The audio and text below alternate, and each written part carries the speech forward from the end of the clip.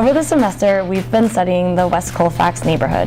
We had the opportunity to talk with Johnny Barber, curator and founder of the Colfax Museum. Between our research and Johnny's knowledge, this is the story we learned about West Colfax.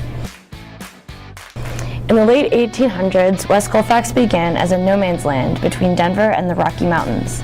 The first neighborhood residents were primarily wealthy merchants whose mansions still stand today in the Stewart Street Historic District.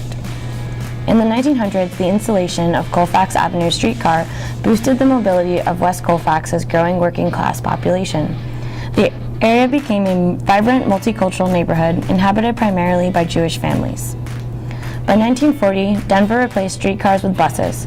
West Colfax began to closer resemble the commercial strip it is today. Motels with neon signs sprang up all along the avenue. But the completion of I-70 in 1966 drew cross-country traffic away from Colfax. Property values fell, and communities displaced by urban renewal projects downtown moved in. While the city focused on renewing its urban core, neighborhoods like West Colfax were left to deteriorate. But now Denver wants to revitalize West Colfax. In 2013, RTD completed a light rail line that runs through West Colfax all the way to Golden. Sound familiar?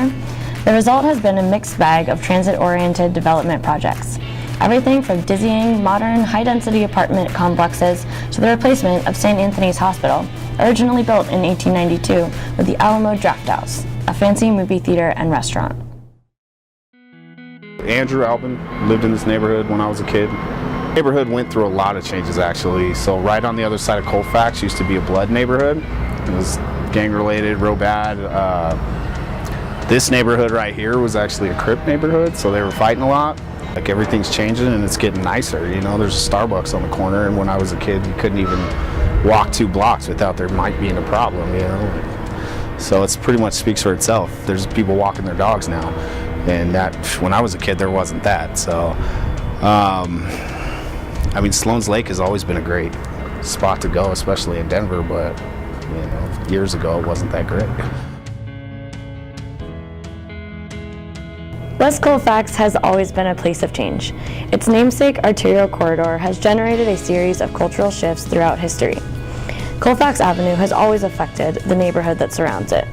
These changes will continue, but what those changes will look like in the future is anyone's guess.